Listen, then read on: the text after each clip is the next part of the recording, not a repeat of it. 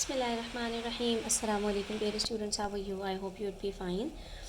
This is Think New Syllabus Mathematics Book 2, and today we are starting with exercise 3b, which is related to the linear inequalities, and we have to solve these word problems to understand that what inequalities do we have to form and how are they gonna be solved. Okay, so students, the last question of the intermediate level is only left. Let's try to solve this one as well.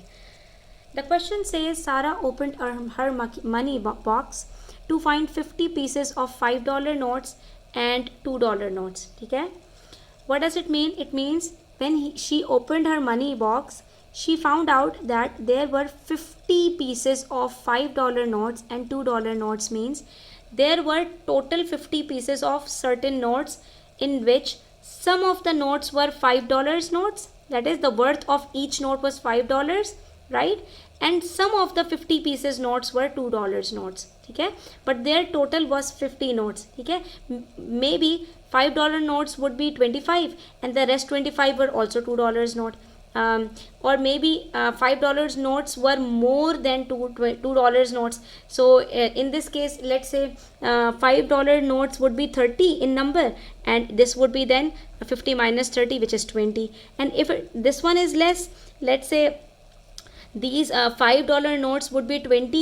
ठीक है? So the $2 notes would be 50 minus 20, which is 30. So it means whatever number of $5 notes would be there, let's suppose it would be x, so the $2 notes will be 50 minus x. It is quite similar to question number 5, in which we talked about if the correct number of points is x, the wrong number of answers will be 30 minus x, because the total number of answers or total number of questions was mentioned. Similarly, total number of pieces of notes are 50. So it means if one of them is x, a certain number, the other one will be definitely 50 minus x. ठीक है?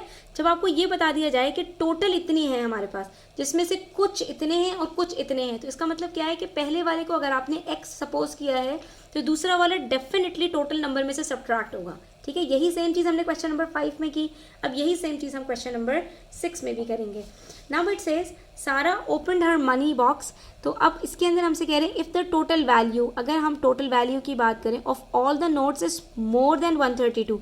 Previously in question number 5 it was not more than 66. not more than 66 में हमने इस चीज़ को detail से discuss किया था कि अगर ये टर्म यूज़ हो रही है not more than, तो इसका मतलब होता है less than और equals to. लेकिन अगर यहाँ पर टर्म यूज़ हो रही है more than, तो more than के अंदर equals to की बात नहीं है. इसका मतलब है कि जो इसकी वर्थ है वो $132 से ज़्यादा है, वो 132 के इक्वल नहीं है. ठीक है? Find the minimum number of $5 notes. We have already talked about minimum number, least number. So what do we mean by minimum number? minimum number का मतलब होता है कम से कम, यानी कम से कम का मतलब होता है कि इससे ज़्यादा हो सकते हैं, कम नहीं हो सकते. ठीक है? तो मिनिमम नंबर का मतलब है कि कितने नंबर ऑफ $5 के हमारे पास नोट्स हो सकते हैं. यानी लेट से हमारे पास अगर हम ये कहते हैं कि 20 नोट्स हो सकते हैं जिसके अंदर 132 की वर्थ बन रही है दोनों को मिलाकर, तो इसका मतलब है कि 30 से कम नहीं हो सकते, 30 से ज़्यादा हो सकते हैं. तो in this case the minimum number के अंदर हम यहाँ पर जो इनइक्वालिटी साइन यूज़ करते हैं दैट इज़ ग्रेटर टू और इक्वल्स टू. लेकिन यहाँ पर इन्होंने कहा if the total value of all the notes is more than $132, तो इसमें इक्वल्स टू का साइन नहीं आएगा.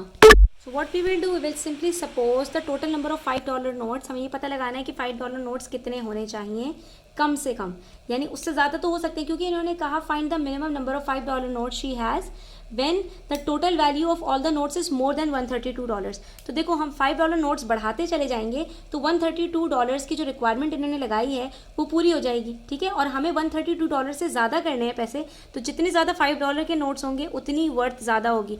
अगर हम $2 के नोट्स ज़्यादा कर देंगे तो हमारे जो $132 हैं पैसे उससे कम होना शुरू हो जाएंगे, क्योंकि $2 नोट्स के अंदर हमारे पास पैसे वैल्यू जो है वो कम आएगी. लेट से मेरे पास अगर 5 $2 के नोट्स हैं तो उसकी टोटल वर्थ कितनी है, सिर्फ $10. इसका मतलब है मेरे पास $10 हैं. और अगर मेरे पास $5 के 5 नोट हैं तो मेरे पास टोटल कितने डॉलर्स हैं, 5 × 5 $25. तो जितने ज़्यादा $5 नोट्स होंगे उतनी ज़्यादा हमारी वैल्यू होगी. तो अब यहाँ पर इनइक्वालिटी क्या बनेगी, the inequality will be 5x + 2 (50 - x). This is very important कि जितने भी हमारे पास एक्स डॉलर्स हैं, एक्स नोट्स हैं, ठीक है, $5 के जितने भी एक्स नोट्स हैं, तो बाकी के जो बच रहे हैं वो कितने होंगे? अगर इसके 10 नोट्स हैं तो इसके कितने होंगे? 50 माइनस 10 40। अगर इसके 15 हैं तो इसके कितने होंगे? 50 माइनस 15 दैट इज़ 35। अगर इसके 20 हैं तो इसके कितने होंगे? 50 माइनस 20 30। तो हम क्या कर रहे हैं यहाँ पर? दोनों को इन टर्म्स ऑफ एक्स ले लिया हमने।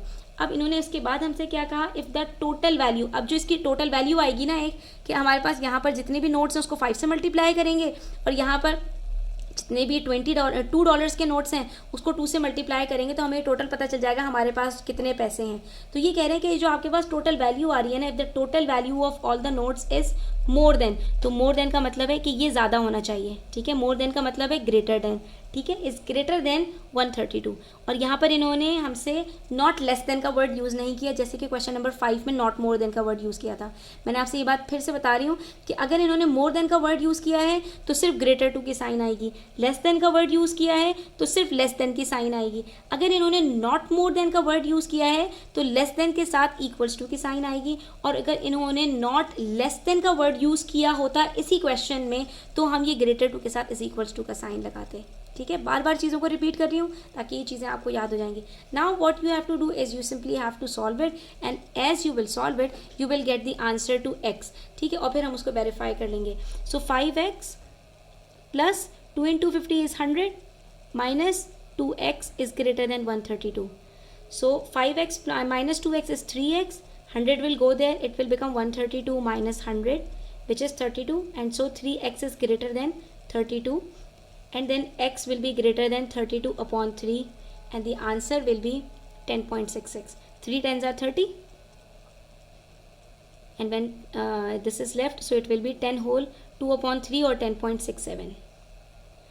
It means the number of $5 notes must be more than 10 notes. इसका मतलब है हमारे पास यहाँ पर अगर हमें कम से कम $132 चाहिए तो हमारे पास जो $5 के नोट्स हैं ना वो 10 से ज़्यादा होने चाहिए। 10 से ज़्यादा होने का क्या मतलब है? कम से कम 11 नोट्स होने चाहिए, ठीक है। अब हम यहाँ पर इसको प्रूव करने की कोशिश करते हैं कि अगर हमारे पास $5 के 10 नोट्स हों तो हमारे पास कितने डॉलर्स बन रहे हैं, उसकी वैल्यू क्या बन रही है, और अगर हमारे पास 11 नोट्स हों $5 के तो हमारे पास टोटल वैल्यू क्या बन रही है।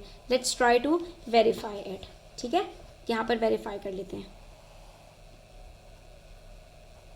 अब गौर से देखो, अगर हम $10 सपोज करें 10.67 से, देखो पॉसिबल ही नहीं है, 10.67 से कह रहे हैं कि आपके पास कम से कम जो $5 के नोट्स हैं, क्योंकि हमने $5 के नोट्स को एक्स सपोज किया था ना, ये आपके पास कम से कम 10 से ज़्यादा होने चाहिए। मोर देन का मतलब यही होता है 10.67।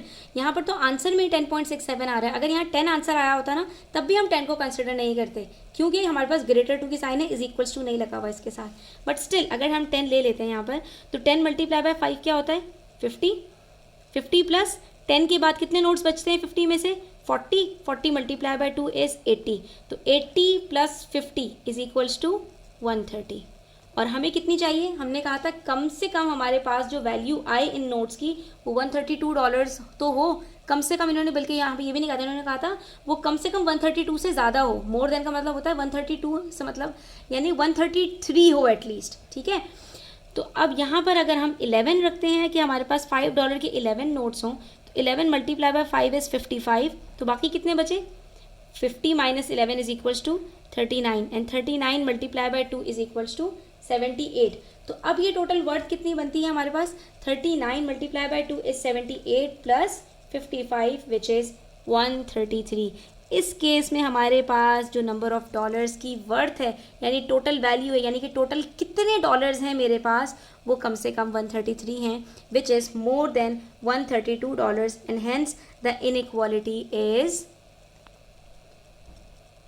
प्रूव्ड, और we can say it's verified, ठीक है। तो हमारा जो आंसर आ रहा है वो बिल्कुल सही आ रहा है, यानी हमारे पास कम से कम यहाँ पर 11 नोट्स होने चाहिए, ठीक है। हम यहाँ पर ये इनइक्वालिटी के अंदर ये कर लेते हैं। इन्होंने मिनिमम का वर्ड यूज़ किया। अब ये आपको टर्म्स याद हो जाने चाहिए, मिनिमम के अंदर हमने कौन सी साइन यूज़ करनी है और मैक्सिमम में हमने कौन सी साइन यूज़ करनी है। तो 10.67 का मतलब है कि यहाँ पर हमारे पास ये इनइक्वालिटी फॉर्म होगी, और जो है पॉइंटेड टूवर्ड्स राइट होगी, और इसको हम कलर भी नहीं करेंगे क्योंकि इन केस अगर हमारे पास ये सर्कल 10 के ऊपर आता है या 11 के ऊपर आता है तो वो नंबर भी इंक्लूडेड नहीं होता, क्योंकि उस सिचुएशन में हमारे पास जो आंसर आता वो हमें उससे ज़्यादा पैसे चाहिए, हमें उतने पैसे नहीं चाहिए। ठीक है, तो ये चीज़ आपने यहाँ पर रखनी है। तो इसका आंसर हमारा 11 आएगा, और जब इसका आंसर 11 है तो जो $2 के नोट्स हैं वो कितने होने चाहिए, वो कम से कम हमारे पास 50 - 11 दैट इज़ 39 होने चाहिए।